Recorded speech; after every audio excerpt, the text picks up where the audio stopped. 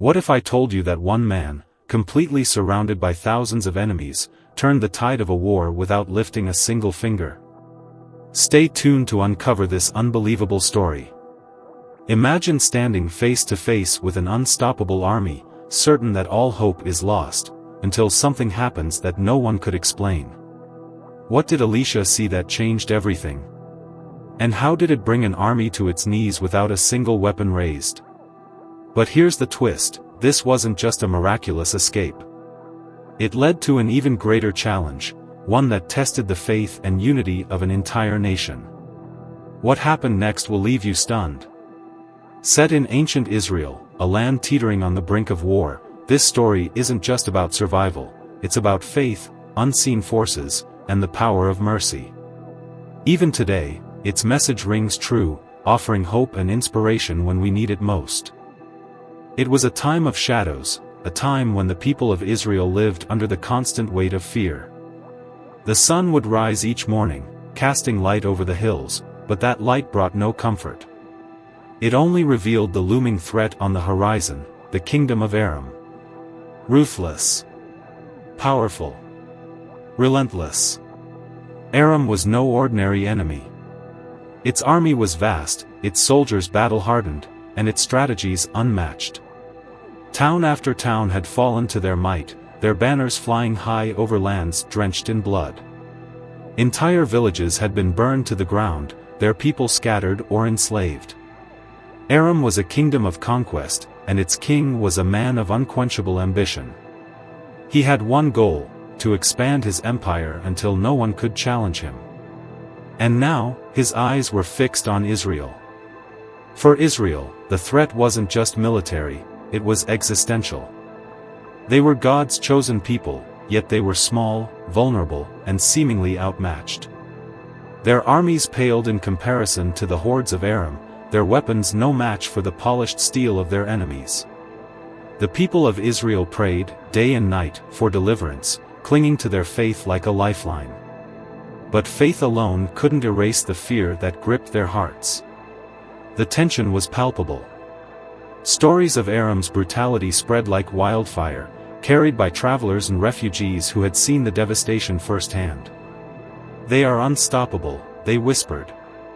"No one can stand against them." The air was thick with dread as Israel's borders grew weaker with each passing day. It wasn't a matter of if Aram would attack, it was a matter of when. Yet, despite the overwhelming odds, Israel had something that Aram could never understand. Something invisible. Something unshakable. They had their faith in the one true God.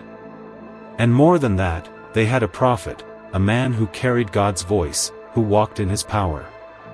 His name was Elisha. And while the people of Israel clung to him as a symbol of hope, the king of Aram saw him as a threat. A threat that had to be eliminated at all costs. The story begins here, in a land teetering on the edge of destruction, where the clash between human ambition and divine intervention was about to unfold. It was a time of fear, but also a time of miracles, a time when the impossible became reality. In the midst of Israel's fear and uncertainty, there was one man who stood apart. Not because he was a king or a warrior, but because he was chosen by God. His name was Elisha, and he was no ordinary man. Elisha's journey had begun years earlier, as the disciple of Elijah, one of Israel's greatest prophets. Elijah had been a man of fire, a prophet who called down flames from heaven to prove the power of the one true God. When Elijah was taken up to heaven in a whirlwind, his mantle, his role as God's messenger, was passed to Elisha. And from that moment on, Elisha carried the weight of a divine calling. Elisha's life was marked by miracles. He wasn't just a prophet, he was a living testament to God's power. When a poor widow faced starvation, Elisha multiplied her oil, providing for her and her children. When a young boy died, Elisha prayed over him, and the child's breath returned. He purified poisoned water, fed 100 men with just a few loaves of bread, and even healed a foreign commander of leprosy. Wherever he went, miracles followed. But Elisha's greatest gift wasn't his ability to perform miracles. It was his faith. In a world filled with fear and doubt, Elisha stood firm, unshaken by the chaos around him. He trusted in God completely, and that trust made him fearless. He wasn't afraid of kings or armies. He wasn't afraid of death. And that made him dangerous to those who opposed him. To the people of Israel, Elisha was a symbol of hope, a reminder that God was still with them, even in their darkest hour. But to the king of Aram, he was a problem. A very big problem. You see, Elisha had a gift that no enemy could counter. He knew things. God revealed to him the plans of Aram's army, allowing Israel to evade their traps time and time again. No matter how secretive the Arameans were, their strategies always seemed to fail. It was as if someone was spying on them, listening to their every word. And in a way, someone was. Word of Elisha's abilities reached the ears of the Aramean king, and it infuriated him. How could one man cause so much trouble? How could Israel, a nation so small, continue to resist his advances? The king's frustration turned into obsession. He had to eliminate Elisha. He didn't just want to defeat Israel, he wanted to destroy the man who stood between him and total domination.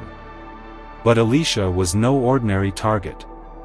And the king was about to discover that going after God's prophet was a far greater challenge than he could ever imagine. The Aramean king's anger boiled over, and in his frustration, he sought answers from the gods of his people. But one night, as he lay in his royal chambers, sleep brought him a vision that he would never forget. In his dream, he saw a man standing on a mountaintop. The man was shrouded in light so brilliant that his face was obscured. Around him was an army, but not an ordinary army. These were warriors of fire, their chariots blazing with celestial flames. Their swords gleamed like lightning, and their presence was overwhelming. The king awoke with a start, his heart pounding. He could still see the image of the man and the fiery army in his mind.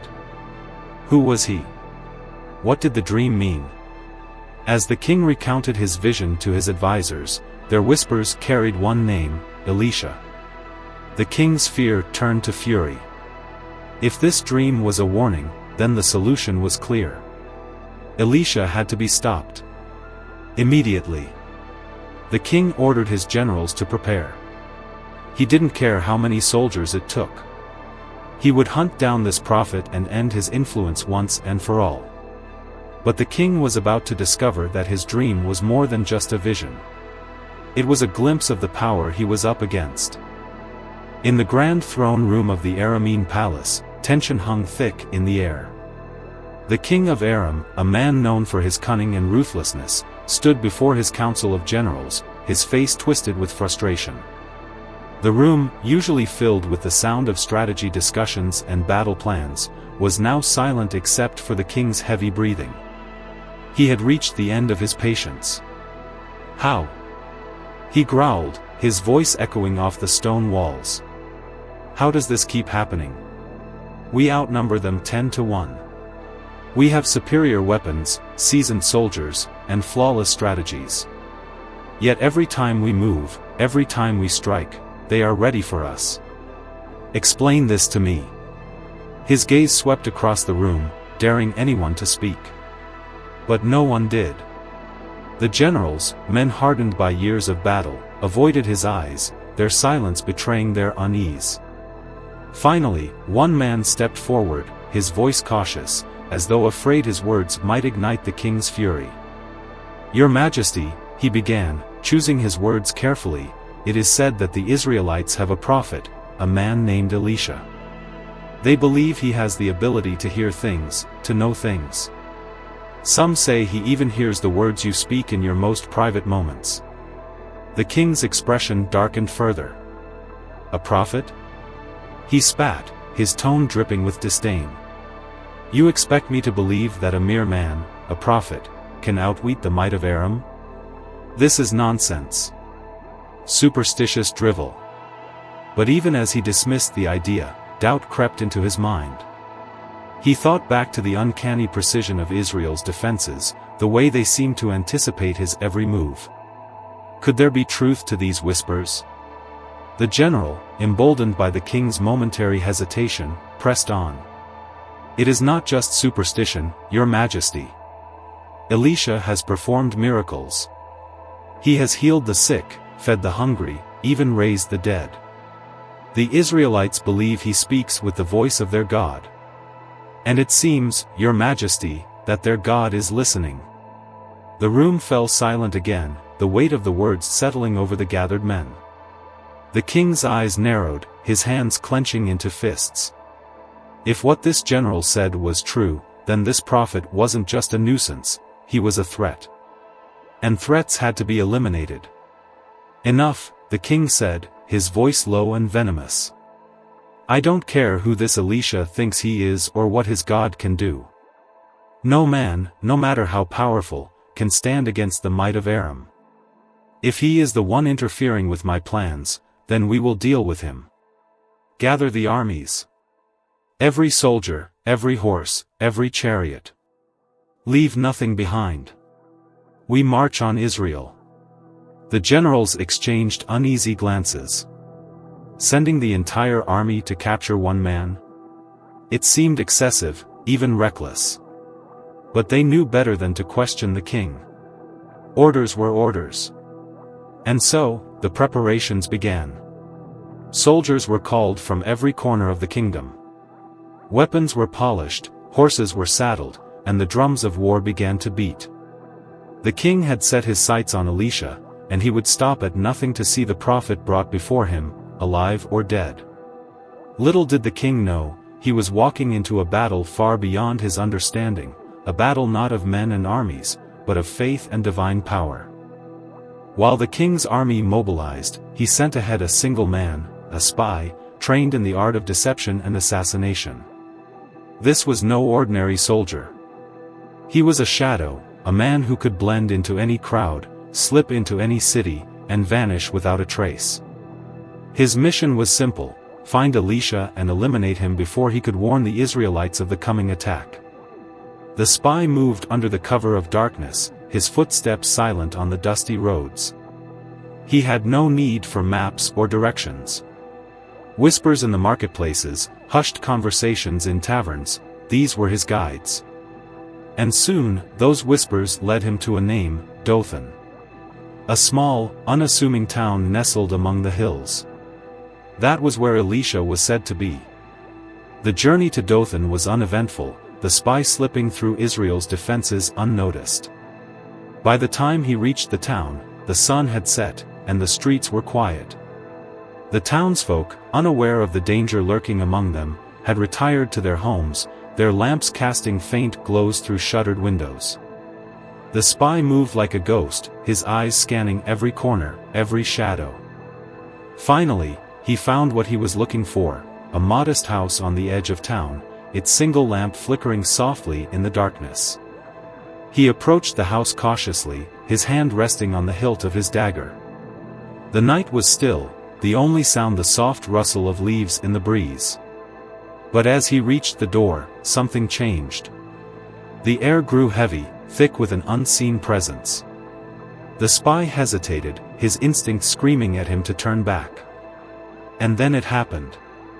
A light, a blinding, radiant light, burst forth from the house, flooding the street with an intensity that made the spy stagger back.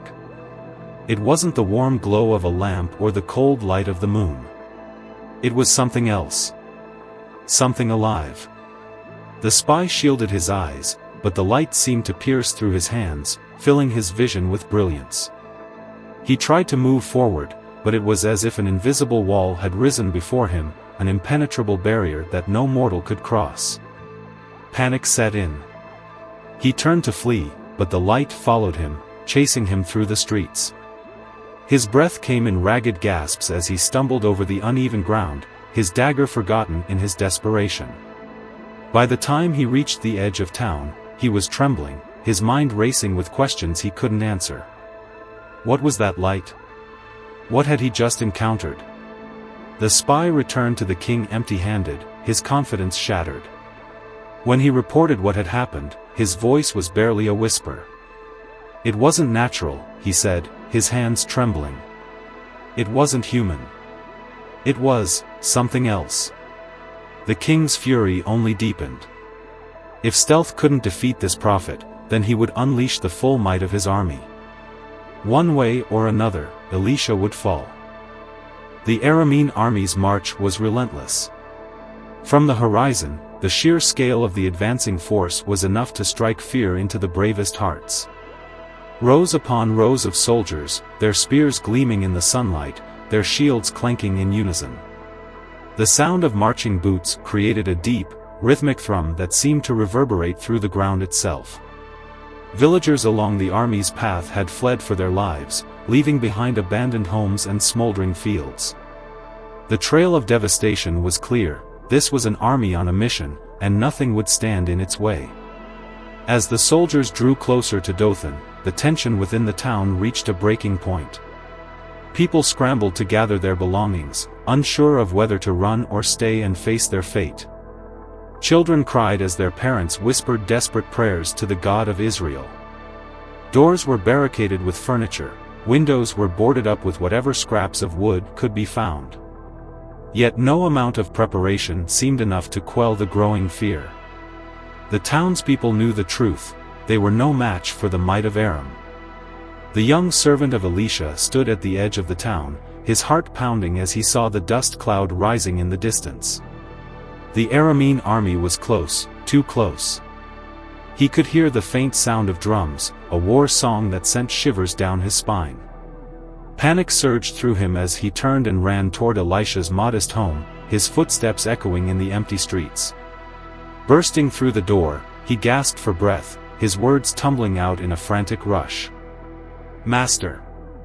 They're here! The army of Aram! Hundreds of them! No, thousands! They're going to destroy us all!" Elisha looked up from his place of prayer, his expression calm, almost serene. There was no trace of fear in his eyes, no hint of the panic that had overtaken the town. The young servant stared at him in disbelief. "Master, did you hear me? The army is at our doorstep. They'll kill you first, and then they'll burn the town to the ground." But Elisha simply stood and placed a reassuring hand on the servant's trembling shoulder. His voice was steady, almost gentle, as he said, "Do not be afraid. Those who are with us are more than those who are with them." The servant blinked, confused by the prophet's words. "What are you talking about? It's just us. There's no one else here. We're surrounded." His voice cracked with desperation as he gestured wildly toward the window. But Elisha only smiled, a calm, knowing smile that seemed out of place in the face of such danger. Turning toward the window, he raised his hands and began to pray. "Lord, open his eyes so that he may see." As Elisha finished his prayer, the servant felt a strange sensation, as though a veil had been lifted from his eyes. The world around him seemed to shift, to change, and suddenly, he saw it, something that made his knees buckle and his breath catch in his throat. The hills surrounding Dothan were no longer empty. They were filled with an army unlike anything he had ever imagined. Chariots of fire stood in formation, their wheels blazing with celestial flames. Warriors clad in shimmering armor, their swords glowing with a divine light, stood ready for battle. Their presence was overwhelming, their power undeniable. The servant fell to his knees, his hands shaking as he whispered, "Master, they're everywhere." Elisha stepped forward, his gaze fixed on the fiery army that surrounded the town. There was no fear in his eyes, only faith. He turned to his servant, his voice calm but firm. "Now you see," he said. "The Lord has sent his army. We are not alone. We have never been alone." Meanwhile, the Aramean army reached the outskirts of Dothan. The soldiers began to fan out, their commanders barking orders as they prepared to surround the town. From their perspective, it was an easy target, a small, defenseless settlement with no visible army to protect it. The king himself rode at the center of the formation, his face set in grim determination. He had come to capture a prophet, and he would not leave without him. But as the soldiers drew closer, an unease began to spread among their ranks. Horses whinnied nervously, their ears flicking back as though sensing something their riders could not. A strange stillness settled over the battlefield, broken only by the sound of the wind rustling through the grass. The soldiers exchanged uneasy glances, their hands tightening on their weapons. They could feel it, the weight of something unseen, something powerful. Back in the town, the people of Dothan peered cautiously from behind their barricaded windows, their hearts heavy with fear. They could see the enemy army now, a sea of men and weapons stretching as far as the eye could see. But they could not see what Elisha and his servant saw. They could not see the chariots of fire, the angelic warriors who stood guard over their town. To them, it seemed like the end was near. Elisha, however, remained unmoved. He stood at the edge of the town, his figure silhouetted against the rising sun. In the distance, the Aramean army closed in, their war cries growing louder with each passing moment. But Elisha's voice was steady, unshaken, as he began to pray once more. "Lord," he said, "strike this army with blindness." What happened next would be remembered as one of the most extraordinary displays of divine power in the history of Israel. The battle had begun, but it was a battle unlike any other. And it was a battle the Arameans were destined to lose. The sun had barely begun to rise over the hills of Dothan when the first signs of trouble appeared. It began as a distant murmur, a low, rhythmic sound that seemed to come from the earth itself. The people of the town were still asleep, unaware of the impending danger, but the young servant of Elisha had already risen. He stepped outside to draw water from the well, stretching as the cool morning air filled his lungs. But as he stood there, bucket in hand, he froze. The sound grew louder, more distinct. It was the sound of marching. His heart began to race as he squinted toward the horizon, his eyes adjusting to the dim light of dawn. And then he saw it, a shadow moving across the hills. No, not a shadow. A mass. A tide of soldiers, their armor glinting faintly in the early light. Horses snorted and pawed at the ground, their riders gripping spears and shields. The banners of Aram fluttered high above the advancing army, a grim reminder of the force that had crushed so many before them. The servant's breath caught in his throat. He blinked, hoping that the sight would disappear, that it was some trick of the light. But it wasn't. The army was real, and it was massive. He could see the glint of polished steel, hear the faint clatter of weapons, feel the weight of their presence even from a distance. His bucket slipped from his grasp, landing with a dull thud as water splashed across the dusty ground. Without a second thought, he turned and ran, his feet pounding against the dirt path as he made his way back to Elisha's house. Inside the town, the first rays of sunlight began to filter through the windows, casting long shadows across the streets. Farmers were just beginning to prepare for another day in the fields, merchants arranging their wares for the morning market. But the peace of the early morning was shattered when the servant burst through the door of Elisha's home, his face pale, his chest heaving. "Master," he cried, his voice trembling with panic. "You must wake up. They're here." Elisha, who had been kneeling in quiet prayer, looked up calmly. His expression was serene, unbothered by the commotion. "What's the matter?" he asked, his voice steady and reassuring. The servant struggled to catch his breath as he gestured wildly toward the window. "The army," he gasped. "The Arameans. They've surrounded us. There are so many of them. Hundreds. Thousands. We're trapped, Master. They're going to destroy us." His words tumbled out in a frantic rush, his eyes wide with fear. Elisha rose to his feet, his movements slow and deliberate, as though he had all the time in the world. He walked to the window and looked out over the hills, his gaze sweeping across the scene before him. The sight of the enemy army might have been enough to break the spirit of any ordinary man. The soldiers stretched out as far as the eye could see, their ranks bristling with weapons, their faces grim with determination.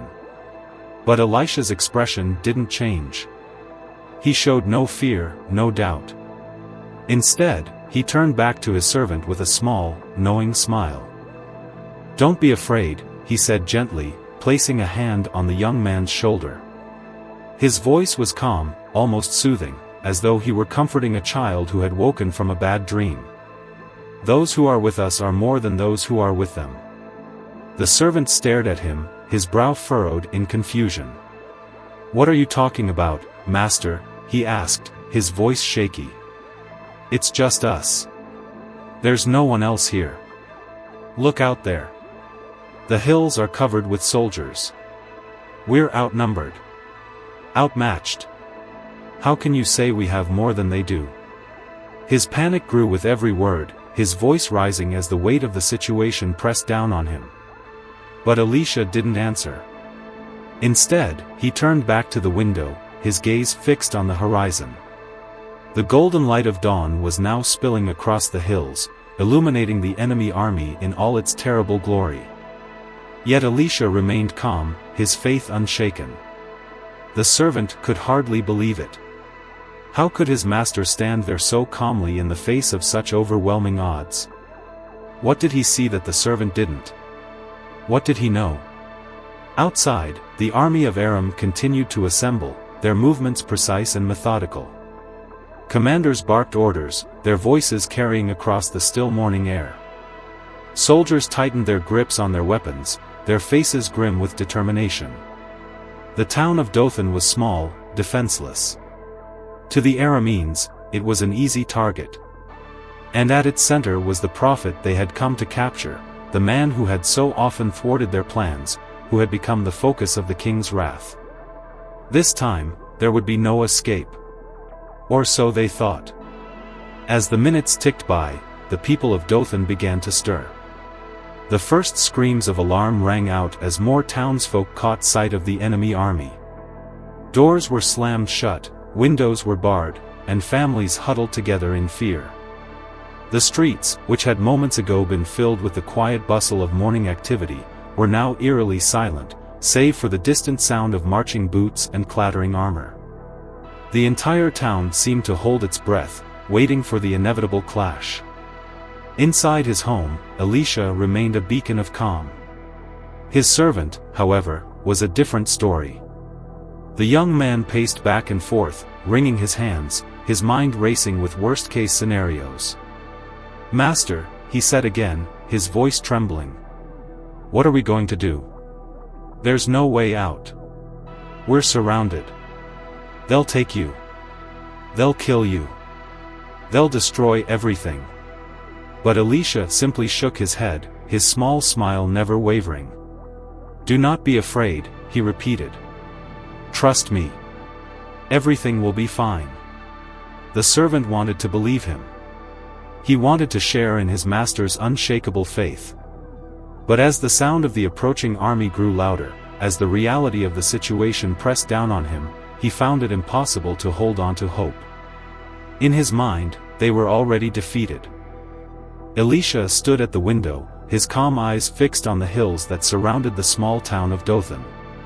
From his vantage point, he could see the enemy army clearly, the sea of soldiers, the banners of Aram fluttering in the wind, the glittering armor catching the morning sunlight. It was an overwhelming sight, one that would strike fear into even the bravest of hearts. But not Elisha. He stood motionless, his expression serene, as if the chaos outside was nothing more than a passing storm. Behind him, the young servant paced nervously, his anxiety growing with every moment.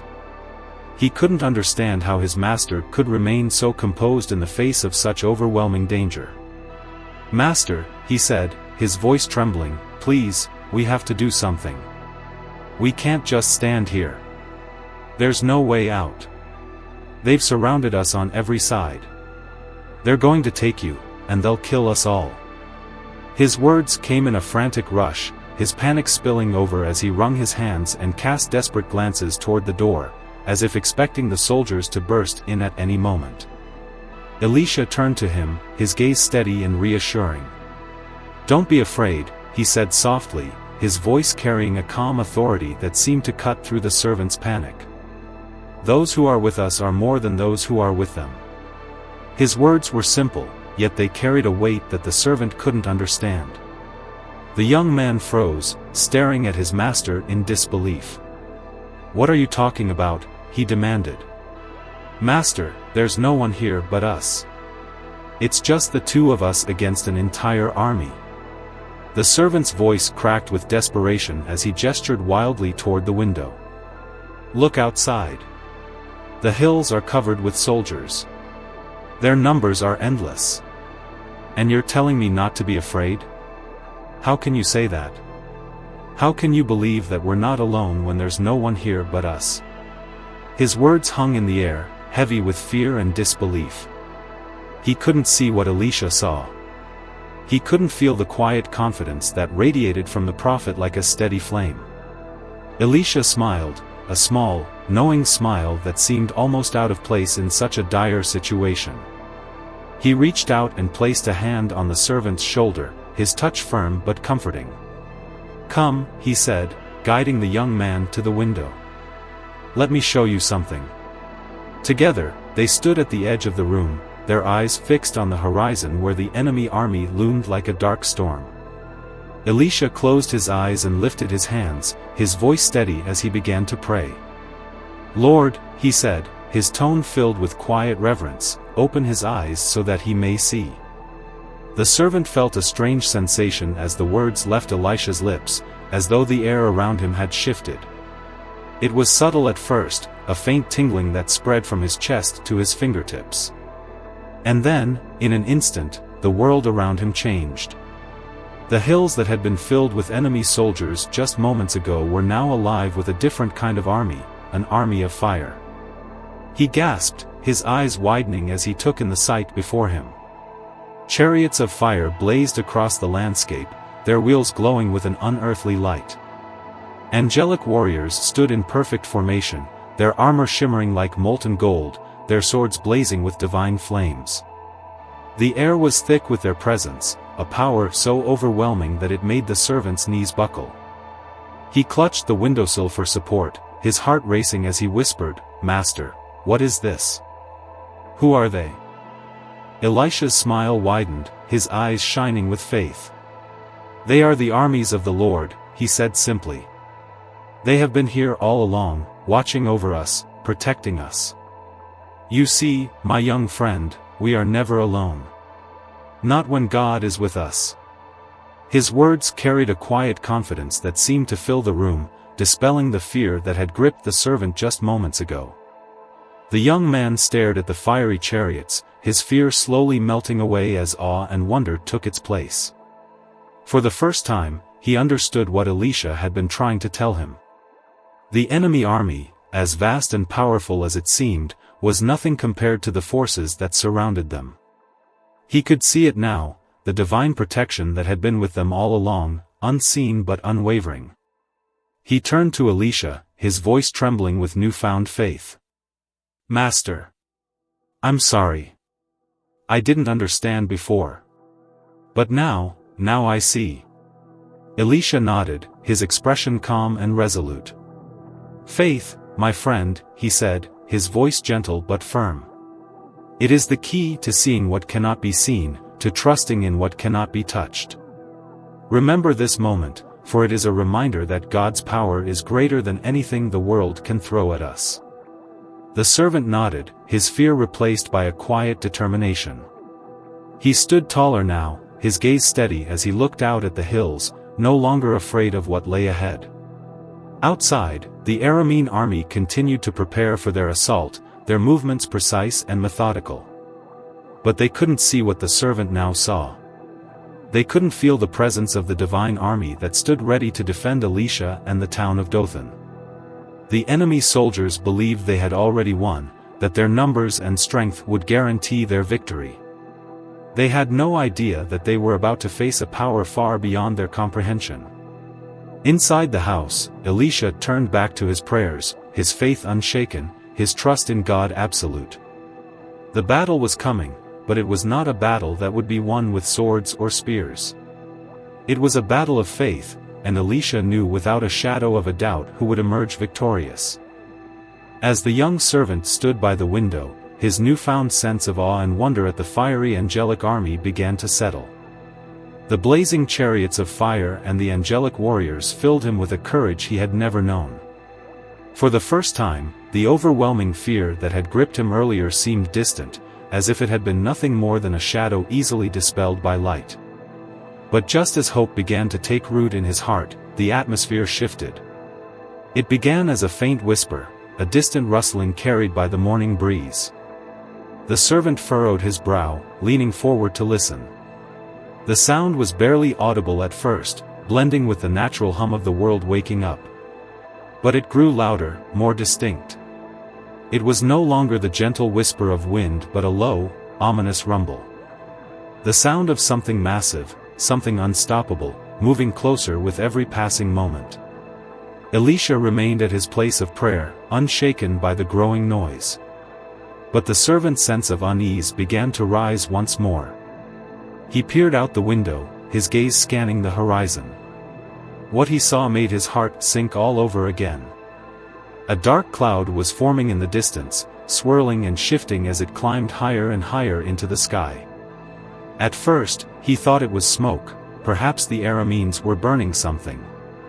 But as the cloud grew larger, its swirling patterns more violent, the servant realized this was no ordinary cloud. "Master," he called out, his voice tinged with worry. "There's something out there. It's coming this way." Elisha didn't look up. "What do you see?" he asked, his tone calm and steady. The servant's hands gripped the edge of the window frame as he tried to make sense of the sight before him. It's a storm, Master. A great storm. I've never seen anything like it before." The dark cloud continued to grow, rolling across the hills with an unnatural speed. It wasn't just a single storm cloud, it was a mass of swirling dust and wind, a tempest that seemed alive. The Aramean army, still stationed on the hills around Dothan, was now partially obscured by the advancing storm. Horses neighed and stamped their hooves, their riders struggling to maintain control. The clatter of armor and the shouts of commanders echoed faintly through the thickening air. Inside the house, the servant's sense of panic began to rise again. The fiery army of angels was still there, glowing brightly on the hills, but the storm seemed to swallow everything else. "Master, is this a sign?" he asked, his voice trembling. "Is it a sign of destruction? Is this the end? Are we being punished for something?" He turned to Elisha, his wide eyes pleading for an answer. But Elisha didn't flinch. He stood slowly, his movements deliberate, and walked to stand beside the servant. "This is no punishment," Elisha said, his voice steady, a quiet confidence radiating from him. "What you see is a reminder. A reminder of who holds the power over the heavens and the earth. This storm is not here to destroy us, it is here to reveal the might of our God." His words carried a weight that seemed to settle the servant's trembling hands, though the storm outside continued to grow more violent. The wind began to howl, whistling through the narrow streets of Dothan. Dust and debris swirled through the air, stinging the eyes of anyone who ventured outside. The people of the town had barricaded themselves in their homes, praying fervently as the storm raged around them. Windows rattled, doors creaked under the pressure of the wind, and the distant sound of the Aramean army's chaos reached their ears. Horses reared and neighed in panic, their riders struggling to steady them as the storm's fury grew. The servant watched in stunned silence as the Aramean soldiers began to scatter. The storm had reached their ranks, and the once mighty army was now in disarray. Commanders shouted orders, but their voices were lost in the roar of the wind. Soldiers stumbled as the ground beneath them became slick with loose dirt, their formations breaking apart under the relentless onslaught of dust and debris. What had once been a symbol of overwhelming power now seemed fragile, small, and powerless in the face of the storm. But the storm wasn't just a natural occurrence, it was something more. It was precise, calculated. As the servant watched, he realized that the fiery angelic army remained untouched, standing firm on the hills despite the raging winds. The storm seemed to move around them, as if guided by an unseen hand. Its full force was reserved for the Arameans, enveloping their ranks in a swirling vortex of chaos. "Master, how is this possible?" the servant asked, his voice barely audible over the noise. Elisha turned to him, his expression calm and resolute. "This storm is not of this world," he said simply. "It is a demonstration of God's power, a reminder to those who stand against him that their strength is nothing compared to his. Watch closely, for the Lord is about to deliver us." The servant's fear began to ebb, replaced by a growing sense of awe. He turned his gaze back to the battlefield, his heart pounding as he realized the truth of Elisha's words. The storm was more than just a natural phenomenon, it was a message, a warning, and a shield all at once. The Arameans, so confident in their numbers and their might, were now at the mercy of a force they could neither fight nor understand. As the storm raged on, the young servant felt something shift within him. The fear that had consumed him earlier seemed distant now, replaced by a quiet, unshakable faith. He turned to Elisha, his voice steady for the first time. "Master, I understand now. God's power is greater than anything we face. We have nothing to fear." Elisha smiled, his eyes filled with pride and reassurance. "Exactly," he said. "Faith is our greatest weapon. And with it, we are never alone." Outside, the storm began to reach its peak, the dust and wind swirling into a towering vortex that seemed to stretch into the heavens. The Aramean army was in complete disarray, their once formidable strength reduced to chaos. And amidst it all, the people of Dothan prayed, their voices rising above the noise as they placed their trust in the God who had sent the storm to protect them. Elisha stood in the center of the room, his posture calm and composed despite the storm of emotions swirling around him. The young servant, still trembling from the sight of the massive Aramean army, watched his master with a mixture of desperation and confusion. The world outside was on the brink of chaos, yet here stood Elisha, as steady as a mountain. It was as if he was untouched by fear, as if he knew something that no one else could see. "Master," the servant said, his voice quivering. "What are we going to do? They're coming for us. There's no way out. The army is too large, too strong. We're completely surrounded." His words were a torrent of panic, spilling out uncontrollably. He paced back and forth, his eyes darting toward the door as if expecting soldiers to burst through at any moment. But Elisha remained unmoved. With a gentle smile, the prophet turned to his servant and placed a hand on his shoulder. His touch was firm but comforting, grounding the young man in the midst of his turmoil. "Do not be afraid," Elisha said, his voice steady and reassuring. "Those who are with us are more than those who are with them." The servant froze, staring at his master in disbelief. How could Elisha say such a thing? How could he believe that they had any advantage when the enemy army was right outside, ready to strike? Elisha could see the doubt in the young man's eyes, the fear that clouded his thoughts and prevented him from understanding the truth. But Elisha knew that faith was not something that could be forced, it had to be seen, felt, experienced. And so, with a calm resolve, he turned his face toward heaven and began to pray. "Lord," he said, his voice filled with quiet authority, "open his eyes so that he may see." The words were simple, yet they carried a weight that seemed to fill the room. The servant stood still, his breath caught in his throat as he watched his master, the man who seemed to hold an unshakable connection to something far greater than himself. The air in the room seemed to shift, becoming heavy with an unseen presence. The servant's heart pounded as he waited, unsure of what would happen next. As Elisha lowered his hands, a profound stillness settled over the room. The servant blinked, his vision blurring for a moment. And then, everything changed. It was as though a veil had been lifted from his eyes, as though he was seeing the world not with his physical sight, but with his soul. The hills outside the window, which had moments ago been filled with the menacing presence of the Aramean army, were now alive with something far more powerful. The servant's breath caught in his throat as his eyes widened in awe. What he saw was beyond anything he could have imagined, beyond anything he had ever thought possible. The hills were no longer just hills, they were alive with light and fire, with a presence so overwhelming that it made his knees buckle. Surrounding Elisha, the town, and the hills beyond was a vast army, but it was not an army of men.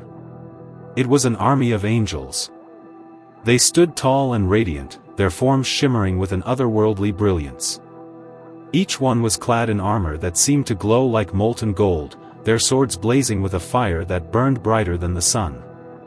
Their chariots were not made of wood or metal but of flames, wheels turning with an intensity that seemed to consume the very air around them. The light they radiated was blinding, yet it did not hurt to look upon them. Instead, it filled the servant with a sense of awe and wonder, a feeling that he was standing in the presence of something holy. The servant's legs gave way beneath him, and he sank to the floor, his hands clutching the windowsill for support. His voice trembled as he whispered, "Master, what is this? Who are they?" He could hardly find the words to describe what he was seeing. It was unlike anything he had ever known, a reality that defied explanation. Elisha knelt beside him, his expression calm and full of faith. "They are the armies of the Lord," he said simply. "They have been here all along, watching over us, protecting us. You could not see them before because your eyes were focused on the things of this world. But now, the Lord has opened your eyes to see the truth, that we are never alone. His power is greater than anything that stands against us." The servant stared at the angelic warriors, his fear slowly melting away as a sense of peace and security filled his heart. He realized now that the Aramean army, as vast and terrifying as it seemed, was nothing compared to the power of the divine forces that surrounded them. The enemy soldiers were like ants before a mighty storm, their strength insignificant in the face of such overwhelming glory. But as the servant continued to watch, he noticed something curious. The angelic army, though vast and powerful, remained still. They did not charge forward to attack the Arameans. Their blazing swords and fiery chariots were poised, ready for battle, yet they did not move. It was as if they were waiting, for what, the servant did not know. He turned to Elisha, his brow furrowed in confusion. "Master," he said, "why don't they act? Why don't they strike down the enemy?" Elisha's smile deepened, his eyes shining with an unshakable faith. "They are waiting," he said, his voice calm and assured. "They do nothing without the command of the Lord. He alone decides when and how they will act. Their strength is not in their weapons but in their obedience to His will." The servant nodded slowly, his heart swelling with a newfound understanding. This was not just a battle of flesh and blood, it was a battle of faith, a test of trust in the divine. The angelic army was a reminder of God's power, but it was also a call to believe, to place their lives in His hands and trust that His timing was perfect. The young man looked out at the hills once more, his fear completely gone. The sight of the Aramean army no longer filled him with dread. Instead, he saw them as they truly were, mere men, limited and finite, standing against the infinite power of the Creator. He turned to Elisha, his voice steady and filled with determination. "Master, I understand now. We have nothing to fear.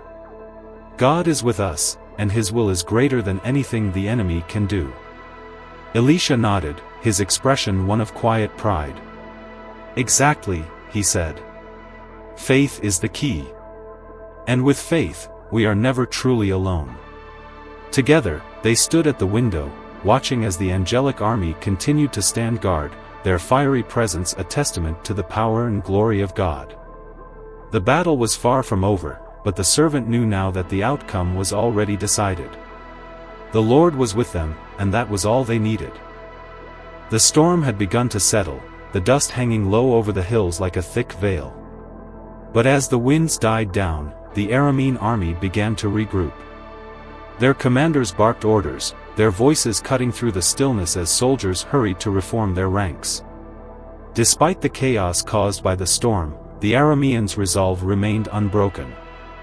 They were here for one purpose: to capture Elisha. And they would not leave without him. From their vantage point in Dothan, Elisha and his servant watched as the enemy prepared to advance. The servant's newfound faith had quelled much of his fear, but the sight of the massive army still sent a chill down his spine. "Master," he said quietly, his voice steady but uncertain. "What will happen now?" "They're coming for us." Elisha turned to him, his expression calm and unshaken. "Do not worry," he said simply. "The Lord has not abandoned us. Watch and see what he will do." His words carried a quiet confidence that silenced the servant's doubts. Together, they stood at the window, waiting as the enemy army began to move toward the town. The Arameans marched with precision, their spears raised, their shields gleaming in the morning light. Their boots pounded against the earth in unison, a sound that seemed to echo through the very streets of Dothan. The townspeople huddled inside their homes, their prayers rising like a desperate chorus as the enemy drew closer. The tension in the air was palpable, every second stretching into an eternity. Then, as the first wave of soldiers reached the outskirts of the town, Elisha stepped forward. He raised his hands toward heaven, his voice calm but firm as he began to pray. "Lord," he said, "strike this army with blindness." The words hung in the air, heavy with authority, as though the very heavens had been called to attention. For a moment, nothing happened. The soldiers continued their advance, their expressions fierce and determined. But then, one by one, they began to falter. The lead soldier stumbled, his spear slipping from his grasp as he clutched at his eyes. Another dropped his shield, his face twisting in confusion. Within moments, the entire front line was in disarray, soldiers crying out as they groped blindly at the air. Panic spread through the ranks like wildfire. "I can't see," one shouted, his voice trembling with fear. "What's happening? I can't see anything." The commanders tried to restore order, shouting commands and waving their arms, but it was no use. The blindness had spread through the entire army, leaving them helpless and disoriented. Soldiers collided with one another, their weapons clattering to the ground as they stumbled in confusion. The once mighty force that had marched with such confidence was now reduced to chaos. Elisha watched the scene unfold with a quiet satisfaction. He turned to his servant, a small smile playing on his lips. "Come," he said. "We have work to do." Without hesitation, Elisha stepped out of the house and walked toward the army. The servant followed closely, his heart pounding as he realized what his master intended to do. "This is not the road you want," Elisha called out, his voice cutting through the noise of the panicked soldiers. "And this is not the city you are looking for. Follow me, and I will lead you to the man you seek." The soldiers, blind and desperate for guidance, began to gather around Elisha. They had no choice but to trust him, their only hope in the darkness that now consumed them. One by one, they fell into line, their weapons forgotten as they followed the prophet out of Dothan and into the open countryside. The journey to Samaria was one of silence and awe. The once mighty Aramean army, now rendered helpless, followed Elisha like lost sheep. The soldiers stumbled along the narrow paths, their hands outstretched in search of guidance, their eyes clouded by the divine blindness that had overtaken them. It was a sight both strange and profound, an entire army, defeated not by sword or spear, but by the power of prayer and faith. The servant, walking close behind Elisha, could barely believe what he was witnessing. "Master," the servant whispered, his voice low with wonder, "what will we do with them once we reach Samaria? Surely the king will demand vengeance for all they've done." Elisha did not answer immediately. His steps were steady, his gaze fixed ahead, as though he saw something beyond the horizon that no one else could. "Trust in the Lord," he said at last, his voice calm but resolute. "He will guide us." The servant nodded, though his heart still carried the weight of uncertainty. As they approached the gates of Samaria, the news of their arrival had already reached the city. The watchmen on the walls stared in disbelief as the Aramean army, known for their ruthlessness and strength, stumbled blindly toward the gates. Whispers spread like wildfire among the Israelite soldiers stationed there. "What's happening?" one asked, his voice tinged with both confusion and awe. "Are they surrendering?" another murmured. "Look at them, they can't even see." The gates creaked open slowly, and Elisha led the blind soldiers into the heart of the city. The streets were lined with onlookers, their faces a mixture of astonishment and apprehension. Mothers clutched their children tightly, while merchants abandoned their stalls to catch a glimpse of the strange procession. The air was thick with tension, every step of the enemy army echoing loudly in the hushed silence. The Israelites followed closely, their weapons drawn, ready to strike at the first sign of danger. Inside the royal palace, the king of Israel waited with growing impatience. When the news reached him that Elisha had brought the entire Aramean army into the city, his mind raced with possibilities. Could this be the end of their enemies? Would this be the moment when Israel would finally triumph over their oppressors? The king rose from his throne and hurried to meet Elisha, his excitement barely contained. When the king arrived, his eyes widened at the sight before him. The enemy soldiers were huddled together in the courtyard, their once proud demeanor replaced by confusion and vulnerability. Elisha stood calmly in their midst, his presence commanding but compassionate. The king approached him quickly, his voice eager and tinged with anticipation. "My father," he said, addressing the prophet with respect, "what should we do with them? Shall I strike them down? Shall I kill them all?" There was an urgency in his tone, a hunger for vengeance that mirrored the pain and fear his people had endured for so long. Elisha turned to face the king, his expression stern but patient. "No," he said firmly, his voice carrying a weight that silenced the murmurs of the gathered crowd. "Would you kill men you have captured with your own sword or bow? These men are prisoners, not enemies. They are helpless, and they have been delivered into our hands by the Lord. It is not for us to take their lives." The king hesitated, clearly caught off guard by the prophet's words. Mercy was not what he had expected, nor what he had wanted. But there was a wisdom in Elisha's gaze that he could not deny. Elisha stepped closer, his voice softening as he continued. "Instead of killing them, treat them with kindness. Feed them. Give them water. Show them that Israel is not like Aram, that we are a people who honor the Lord in all things. Let them see his mercy through us."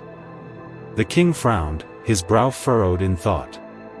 It was a radical idea, one that went against every instinct he had as a leader in a time of war. But he knew better than to question the prophet's guidance. With a reluctant nod, he turned to his advisors. "Prepare a feast," he commanded. "Let us do as the prophet says."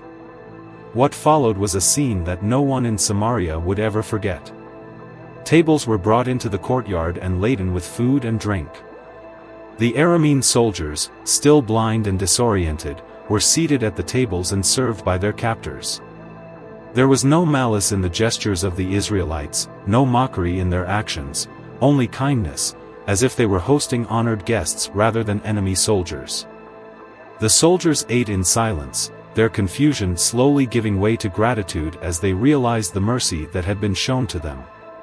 When the meal was over, Elisha prayed once more, and the soldiers' sight was restored. They blinked in disbelief, their eyes adjusting to the light as they looked around at the faces of the Israelites who had fed them. It was a moment of profound realization for many of them. They had come to destroy, yet they had been shown mercy. They had prepared for bloodshed, yet they had been given bread and water. For a brief moment, the tension between the two nations seemed to dissolve, replaced by an unspoken understanding. Elisha stepped forward and addressed the soldiers, his voice carrying a tone of quiet authority. "You have seen the power of the Lord today," he said. "Go back to your master and tell him what has happened here." Let him know that Israel does not seek war but peace. Go now, and do not return with violence in your hearts." The soldiers, humbled and silent, rose from their seats and began the journey back to Aram. The gates of Samaria closed behind them, and the Israelites erupted into celebration. For days, the streets of Samaria were filled with joy. The people praised Elisha for his wisdom and thanked the Lord for his miraculous intervention. The king himself marveled at the events that had unfolded, his respect for the prophet growing deeper with each passing moment. It seemed as though peace had finally been achieved, that the threat of Aram had been neutralized without a single drop of blood being spilled. But beneath the surface, a new danger was quietly taking shape, one that would soon test Israel's faith and resolve once more. Among the soldiers of Aram who returned to their homeland, one man stood apart from the rest. He was no ordinary soldier, but a high-ranking commander, cunning, ruthless, and calculating. While the other soldiers stumbled home in a haze of disbelief and shame, their minds preoccupied with the mercy they had been shown, this man's thoughts moved in a different direction. His sharp mind had been working tirelessly throughout the entire ordeal. Feigning blindness, he had carefully observed everything: the layout of Samaria's streets, the positioning of its gates, the thickness of its walls, and the vulnerabilities of its defenses. What Israel had intended as an act of mercy, he saw as an opportunity, a golden chance to strike back. As the soldiers entered the royal court, bowing before their king, the air was thick with humiliation and anger. The king of Aram listened in silence as his men recounted the events that had unfolded: the blinding light, the march to Samaria, the strange feast, and finally, the mercy that had spared their lives. Each word was like salt in a wound, deepening his humiliation. His army, the pride of Aram, had been led like helpless lambs into the heart of their enemy's capital. And now, they stood before him, defeated without a single arrow being loosed. The king's face darkened with every word, his hands clenching into fists as he fought to contain his fury. Finally, the commander stepped forward, bowing low before the throne. His expression was calm, his voice smooth and confident as he addressed the king.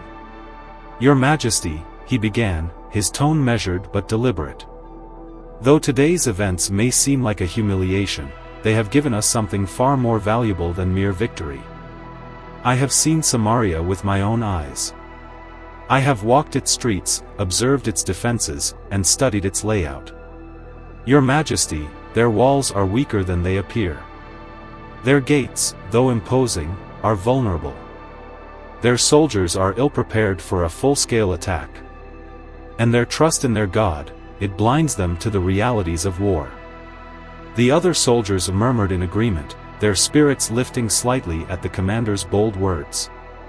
The king leaned forward on his throne, his eyes narrowing as he listened. "Go on," he said, his voice low and dangerous. The commander continued, his confidence growing with every word. "With a larger force, Your Majesty, we could crush them entirely. They spared us today, but their mercy is their weakness. Let us use this opportunity to strike while they are unprepared. Let us show them the true might of Aram." The room fell silent as the king considered the commander's proposal. His anger, still simmering beneath the surface, now found a direction, a purpose. He nodded slowly, his lips curling into a grim smile. "Very well," he said at last, his voice cold and resolute. "We will gather our forces. And this time, there will be no mercy." The commander bowed again, a glint of triumph in his eyes. He had planted the seed of vengeance, and now, it would grow into a storm that would descend upon Israel with a fury unmatched. But beneath the commander's calculated words and the king's simmering rage lay a deeper truth, one that neither of them could comprehend. The mercy that Israel had shown was not weakness, it was strength. And though the Arameans saw an opportunity to exploit, they were walking into a divine plan far greater than their own. For in their ambition, they had forgotten one crucial fact: Israel was not defended by walls or gates, but by the Lord of hosts.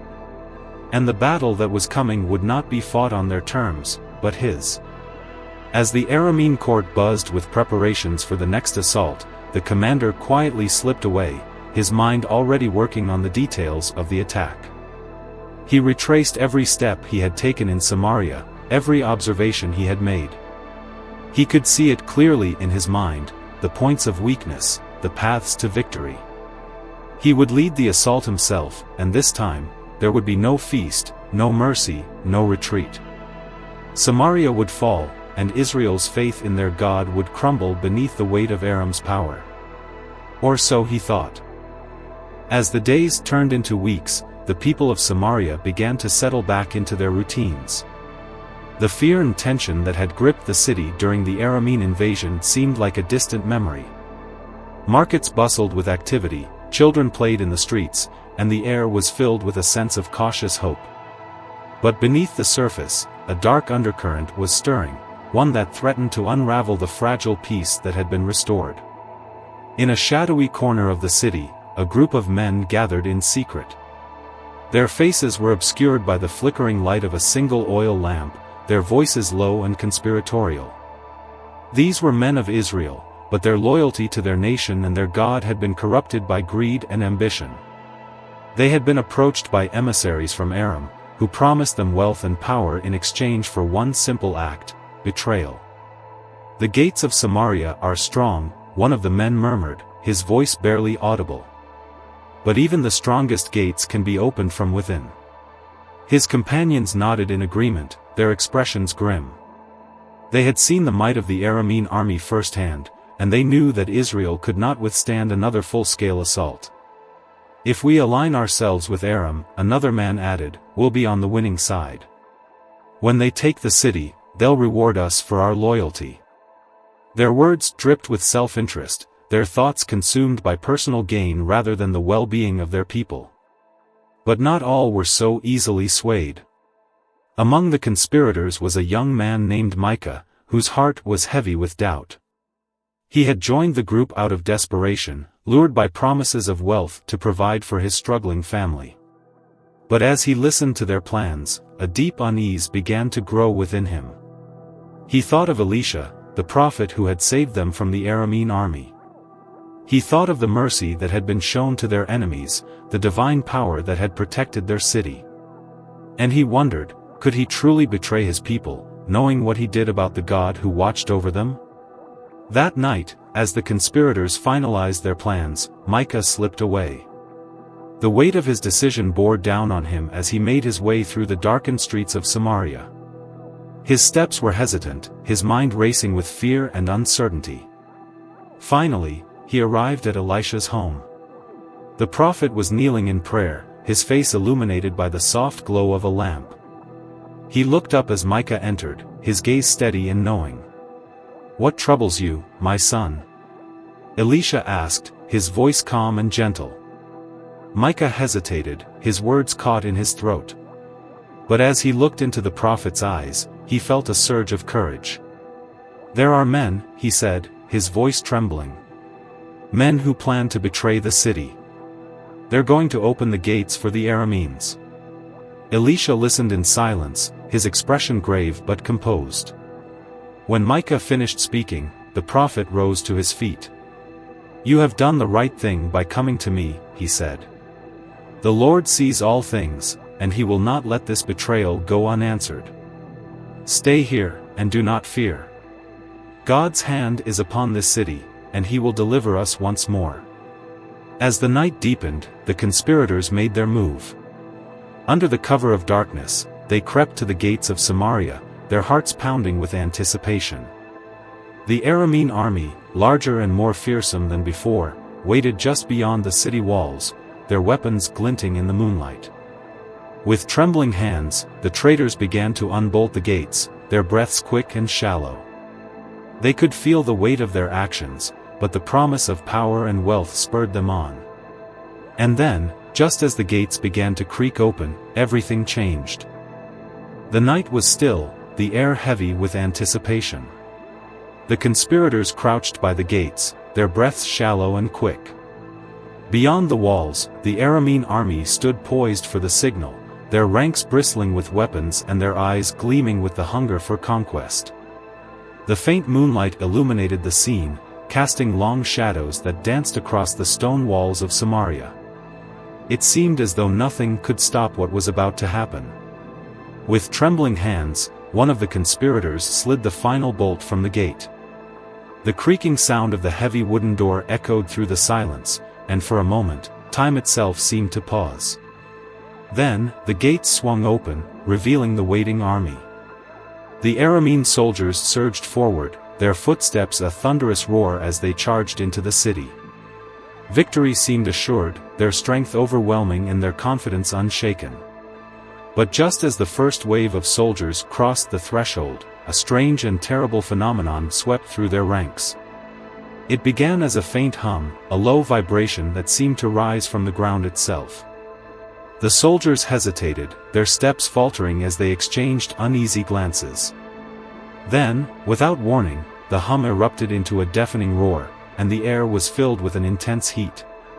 Cries of pain rang out as the soldiers dropped their weapons, clutching their hands in agony. Spears clattered to the ground, their wooden shafts blackened as though scorched by an invisible flame. Swords, once gleaming with deadly precision, glowed red-hot, their hilts too searing to hold. Shields were abandoned as their metal surfaces burned with an intensity that defied explanation. The chaos spread rapidly through the Aramean ranks. Commanders shouted orders, their voices desperate and strained, but the soldiers were beyond control. Some tore off their armor, their faces twisted in pain as the metal burned against their skin. Others stumbled backward, their eyes wide with terror as they tried to make sense of what was happening. The mighty Aramean army, which had marched with such confidence and strength, was now a mass of confusion and panic. At the same time, a brilliant light burst forth from the heavens, piercing the darkness with an otherworldly radiance. It was not the soft glow of the moon or the warm flicker of firelight. This was something far greater, far more powerful. The conspirators, still standing by the gates, shielded their eyes from the blinding brilliance. It filled the entire city, spilling over the walls and illuminating the surrounding hills. It was as if the very presence of God had descended upon Samaria. The source of the light soon became clear. The angelic army, which had once stood guard over Dothan, now appeared in full force. Their fiery chariots blazed with an intensity that seemed to consume the very air around them, their wheels turning with a divine energy. The angelic warriors stood tall, their forms shimmering with an unearthly brilliance. Their swords burned with celestial flames, their armor gleaming like molten gold. The sight was overwhelming, a display of power so pure and absolute that it brought the entire city to a standstill. The Aramean soldiers, seeing the angelic warriors descending upon them, were seized with a terror unlike anything they had ever known.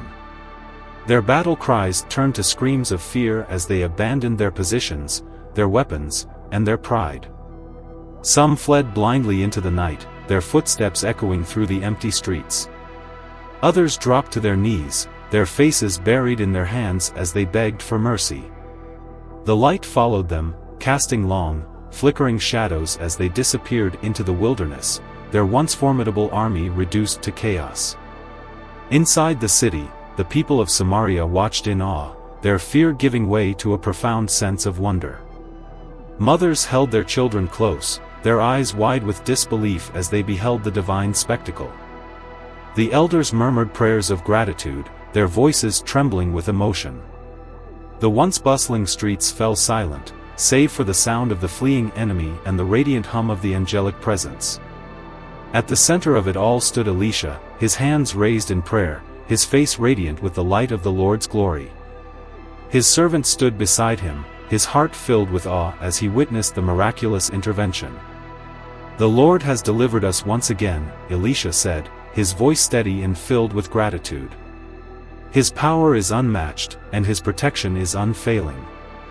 Let this be a lesson to all who doubt. The God of Israel is a shield to his people and a sword against their enemies."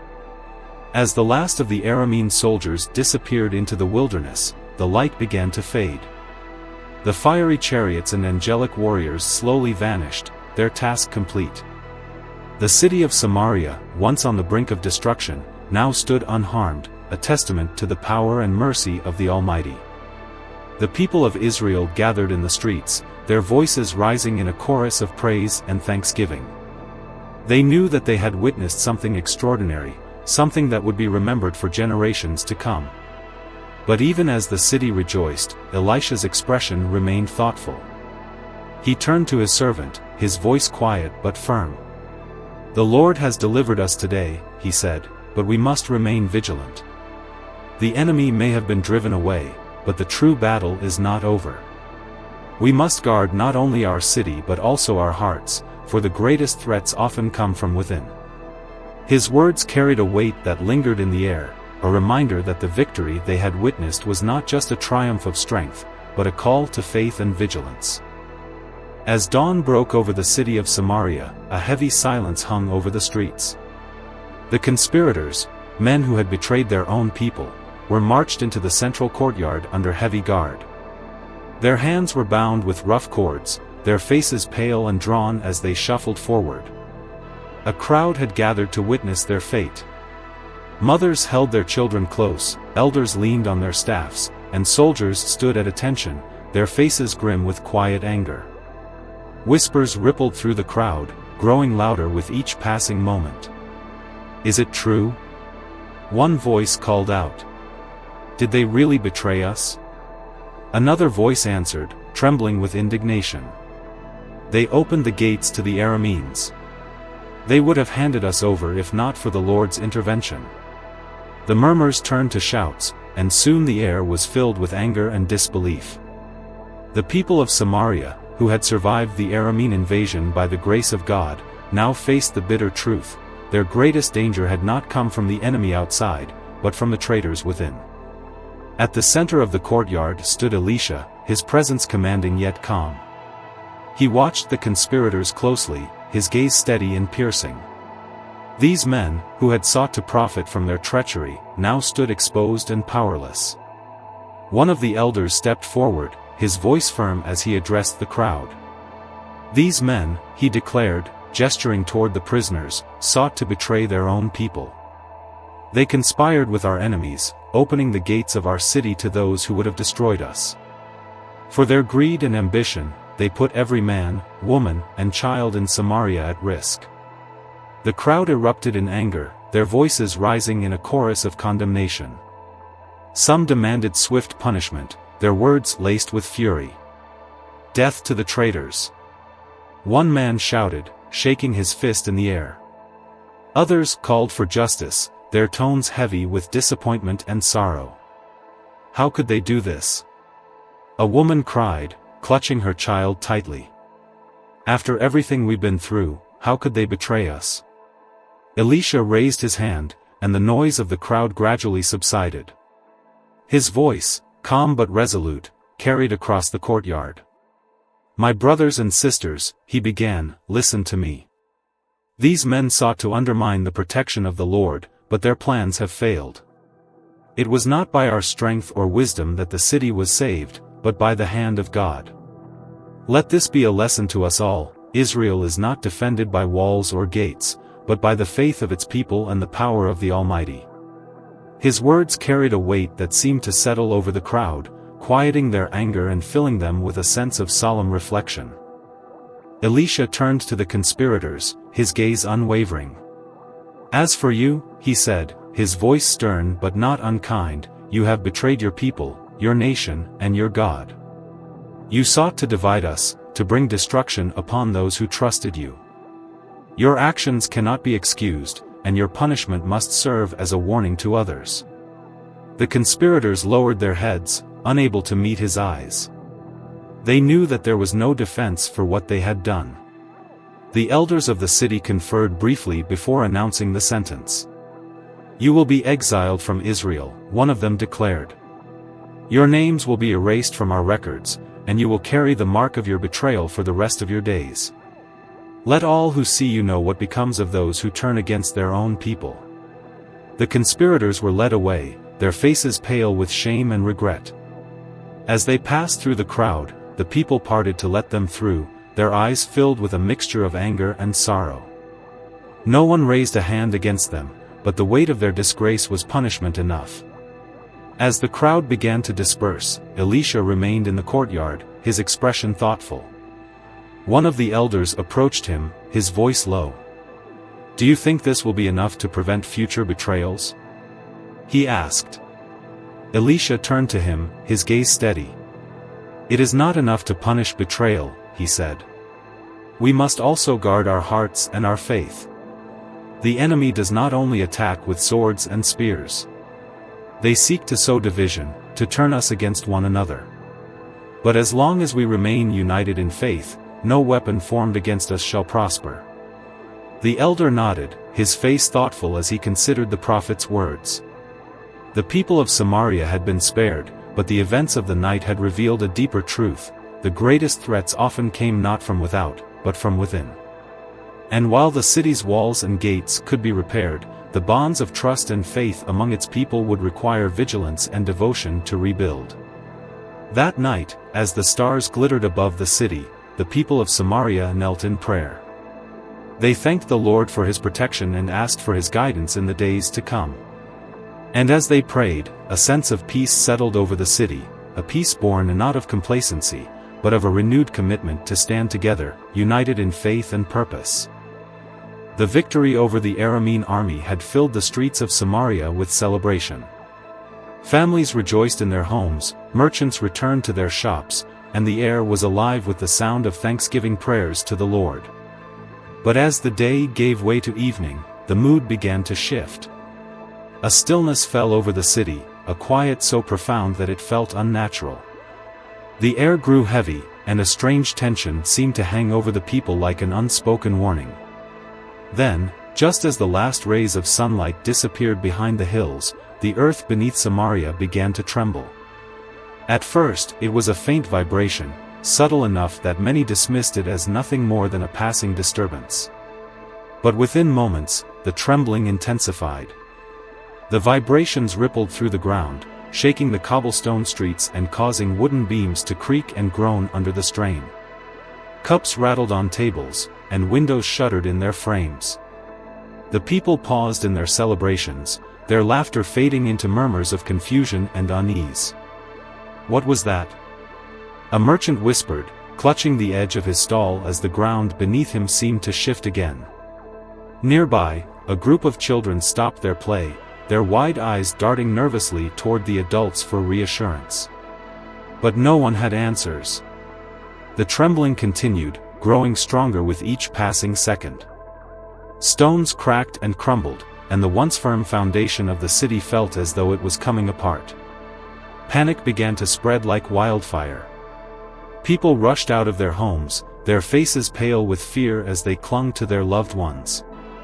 Mothers held their children tightly, whispering hurried prayers, while fathers stood protectively in front of their families, their eyes scanning the horizon for some explanation.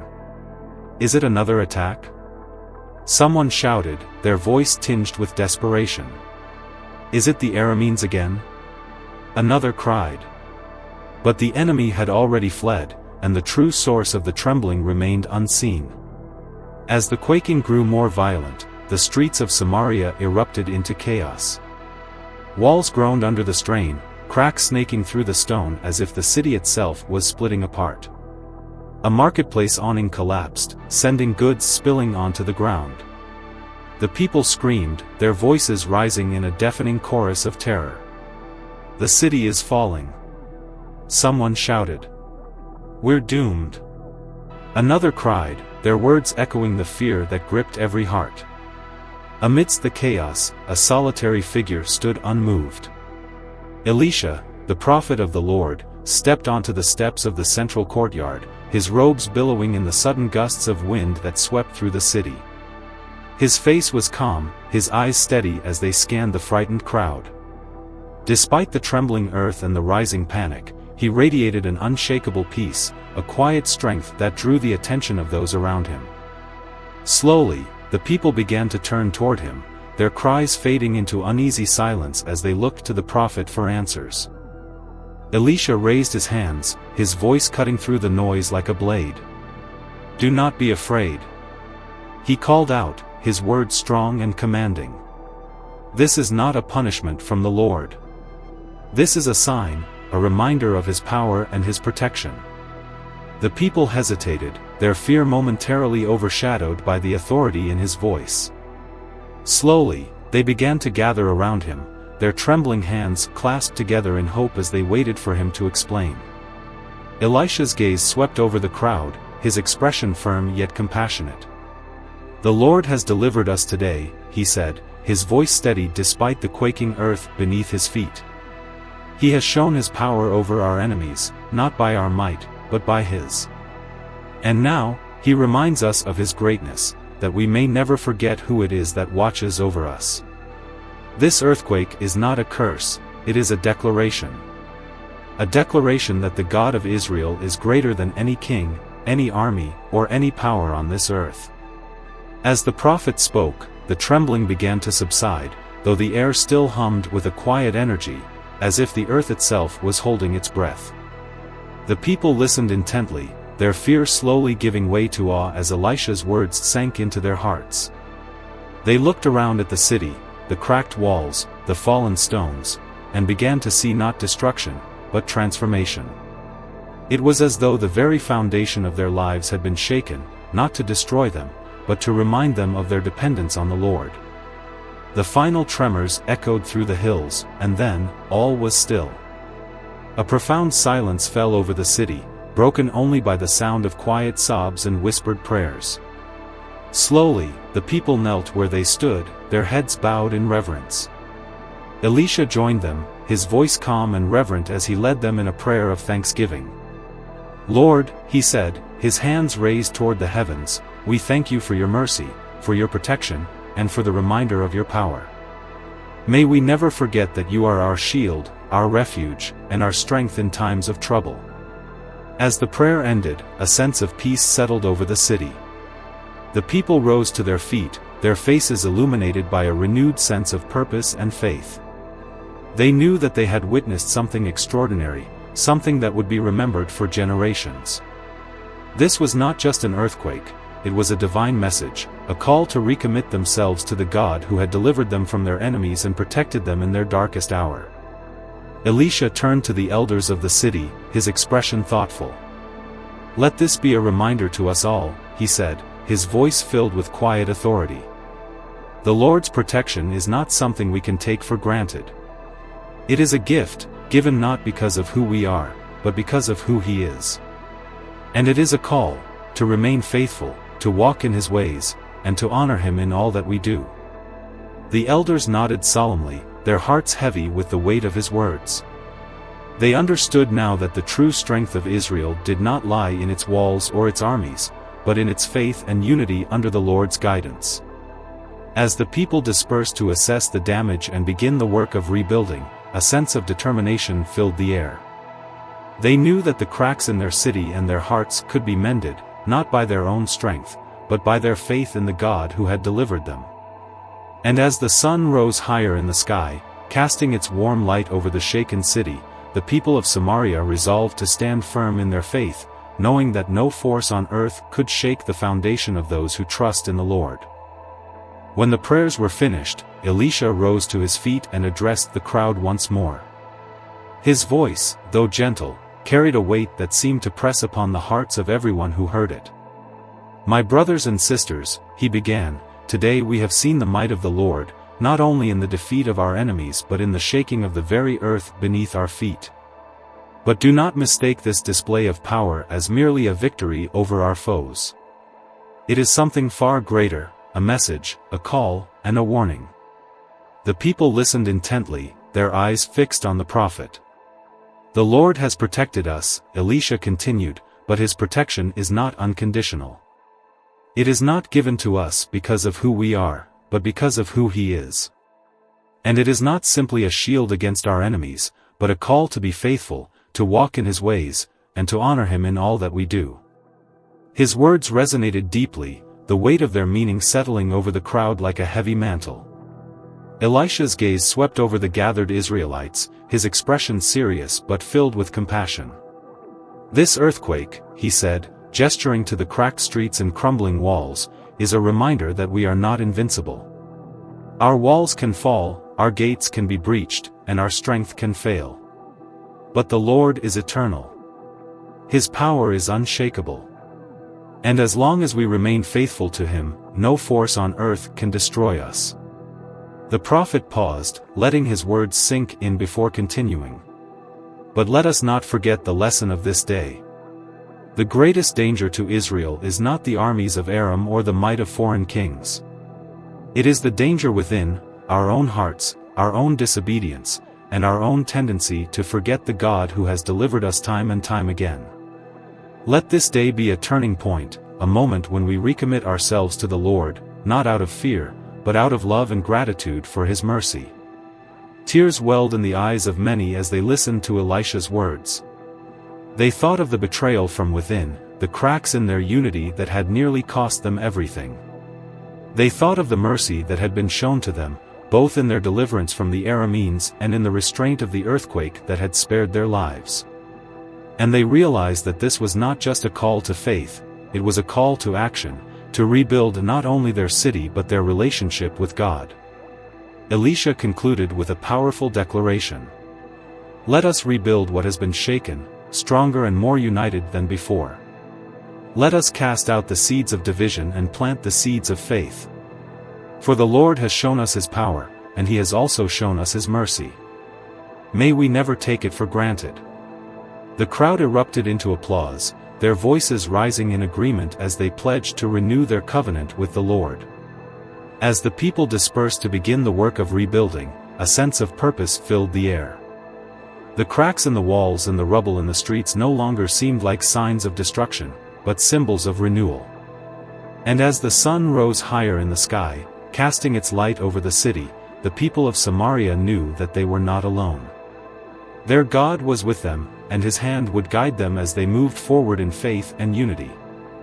As the first light of dawn broke over the hills, the Aramean soldiers stumbled back toward their homeland. Their once proud army, which had marched to Samaria with such confidence and strength, was now a shadow of its former self. Their weapons were gone, their ranks broken, and their spirits crushed. The humiliation of their defeat weighed heavily on their shoulders, each step home a painful reminder of the power they had faced and could not overcome. Among them was the cunning commander who had once plotted the invasion of Samaria. His eyes, once filled with ambition, now carried a hollow emptiness. He had underestimated the God of Israel, thinking that strategy and strength alone could bring him victory. But now, he understood the truth: this was no ordinary enemy. The God of Israel was not bound by the limitations of men. He was a force beyond comprehension, a power that no army could stand against. When the soldiers finally reached the gates of Aram, their king was waiting. His face darkened as he saw the state of his once mighty army. Gone was the disciplined, battle-hardened force he had sent out. In its place was a defeated, demoralized group of men who could barely meet his gaze. What happened? He demanded, his voice sharp and filled with frustration. The commander stepped forward, his head bowed in shame. "Your Majesty," he began, his voice trembling, "we faced something we could not have prepared for. It was not the strength of their walls or their army that defeated us. It was their God. He is unlike anything we have ever encountered. His power is absolute." The king's anger slowly gave way to a deep, contemplative silence. He had heard of the God of Israel before, the stories of His miracles, His deliverance of His people. But he had dismissed them as mere legends, the exaggerated tales of a conquered nation. Now, standing before his broken army, he could no longer deny the truth. This God was real, and His power was undeniable. After a long pause, the king raised his hand. "No more," he said, his voice heavy with resignation. "We will not fight Israel again. To do so would be to invite our own destruction. Let them worship their God in peace, for He is clearly with them." His words, though spoken quietly, carried a weight that settled over the court. The war was over. The cycle of conflict that had plagued both nations for so long had finally come to an end. For the first time in years, the people of Israel could look to the future with hope, knowing that the threat of Aram had been silenced by the power of their God. In Samaria, the news of the peace declaration spread quickly. The streets that had once been filled with fear and uncertainty were now alive with celebration. Families rejoiced, their voices rising in songs of thanksgiving. Elders gathered to share stories of the miracles they had witnessed, their words filled with awe and reverence. And in the midst of it all stood Elisha, his heart filled with gratitude for the God who had delivered them once again. "The Lord is our refuge and our strength," he said to the gathered crowd. "He is our shield and our fortress. Let us never forget His mercy and His power." As the celebrations continued, the people of Israel began to reflect on the events that had unfolded. The victories they had experienced, the miracles they had witnessed, were not just signs of God's power, they were lessons, meant to teach them about the dangers they faced both within and without. Elisha gathered the elders of the city and spoke to them, his voice calm but firm. "Let this be a lesson to us all," he began. "The greatest threat to Israel is not the armies of our enemies. It is the division within our own hearts. The betrayal we faced from our own people nearly cost us everything.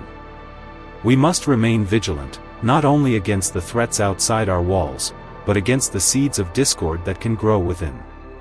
The elders nodded, their faces thoughtful as they considered his words.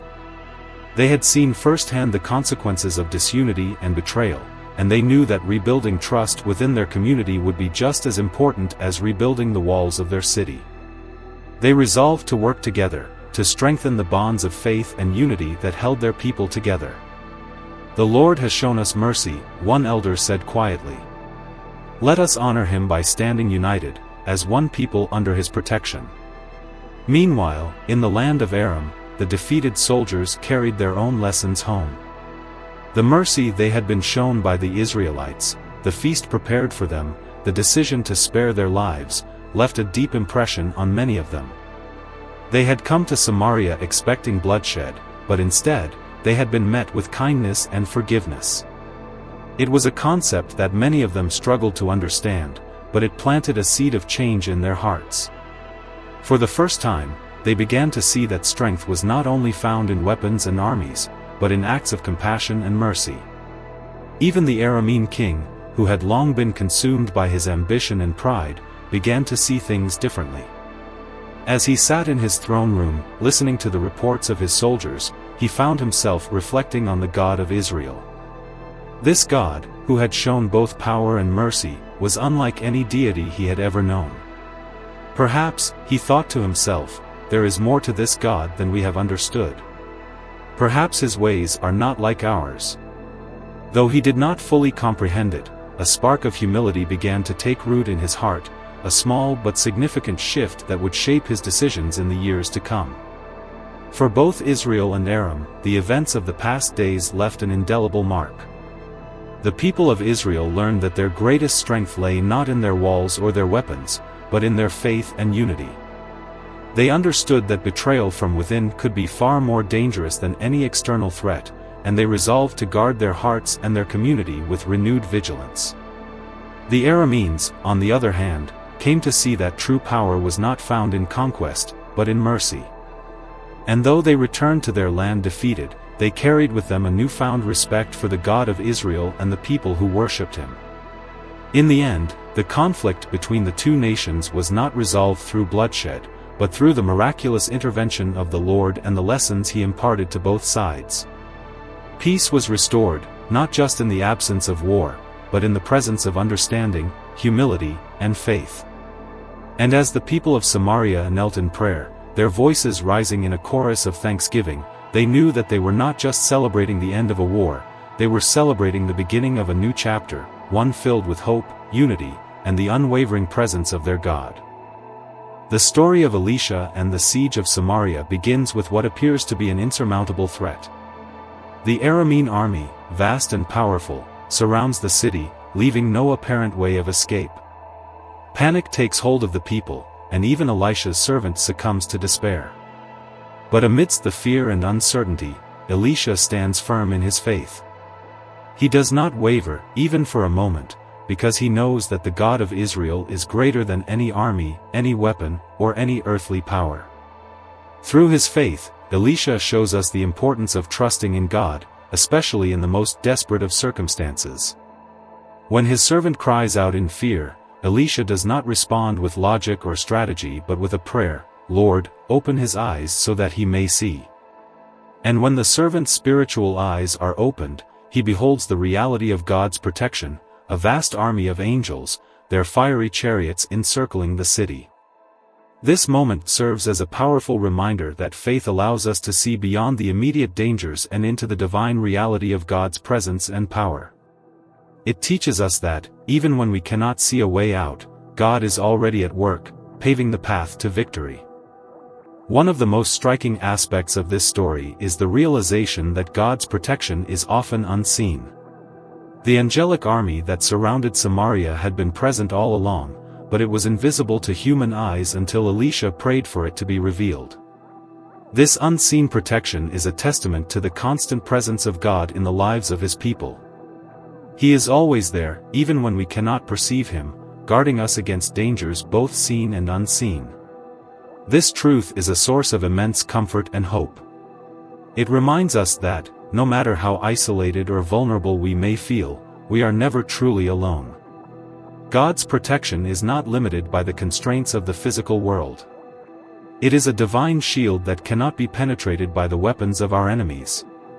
And while we may not always be aware of his presence, we can trust that he is always watching over us, working behind the scenes to ensure our safety and deliverance. In a world where power is often equated with dominance and revenge, the actions of Elisha stand as a profound counterexample. When the Aramean army is struck with blindness and led into the heart of Samaria, the king of Israel sees an opportunity to destroy his enemies. "Shall I strike them down?" he asks eagerly, ready to exact vengeance. But Elisha's response is unexpected and deeply instructive. "No," he says. "Feed them and send them back to their master." This act of mercy transforms the narrative. Instead of perpetuating a cycle of violence and retaliation, Elisha chooses the path of kindness and forgiveness. By doing so, he demonstrates that true strength lies not in the ability to destroy but in the willingness to show compassion. This lesson resonates deeply, reminding us that the greatest victories are not those won on the battlefield but those won in the heart. It teaches us that mercy and forgiveness have the power to disarm even the fiercest enemies, creating opportunities for peace and reconciliation that violence could never achieve. While the Aramean army posed a significant threat to Samaria, it was the betrayal from within that nearly led to the city's downfall. The conspirators, lured by promises of wealth and power, sought to open the gates to the enemy, endangering the lives of their own people. This betrayal serves as a stark reminder that the greatest dangers often come not from outside forces but from within our own ranks. For Israel, this betrayal was a wake-up call. It highlighted the importance of unity and loyalty within their community. Elisha's response to the conspirators, exposing their actions and bringing them to justice, was not merely an act of punishment but a call to vigilance. It reminded the people of Samaria that their strength as a nation depended not only on their faith in God but also on their ability to trust and support one another. This lesson is as relevant today as it was then, urging us to guard against the seeds of division and betrayal that can weaken even the strongest communities. Throughout the story, the power of God is revealed in ways that defy human understanding. From the blindness that strikes the Aramean soldiers to the fiery chariots of the angelic army, and finally to the earthquake that shakes the very foundation of Samaria, each miracle serves as a testament to God's unmatched power. These supernatural events are not random acts of force, they are deliberate manifestations of His presence and authority, designed to teach and remind His people of who He is. But perhaps the most significant aspect of these miracles is what they reveal about the nature of God. They show that His power is not used to intimidate or oppress but to protect, deliver, and teach. The blindness of the Aramean soldiers leads not to their destruction but to their redemption. The fiery chariots inspire faith rather than fear. And the earthquake, though terrifying, serves as a call to reflection and renewal. These miracles remind us that God's power is always purposeful, always redemptive, and always for the good of His people. The story of Elisha's divine victories over the Aramean army is not just a tale of military success, it is a profound lesson in faith, trust, and the nature of God's protection. It teaches us to rely on the unseen, to choose mercy over vengeance, and to remain vigilant against threats both external and internal. Most importantly, it reminds us that all success and deliverance come from the Lord, whose power and presence are unmatched. As the people of Israel learned, the key to true peace and security lies not in walls or armies but in faith, unity, and unwavering trust in God.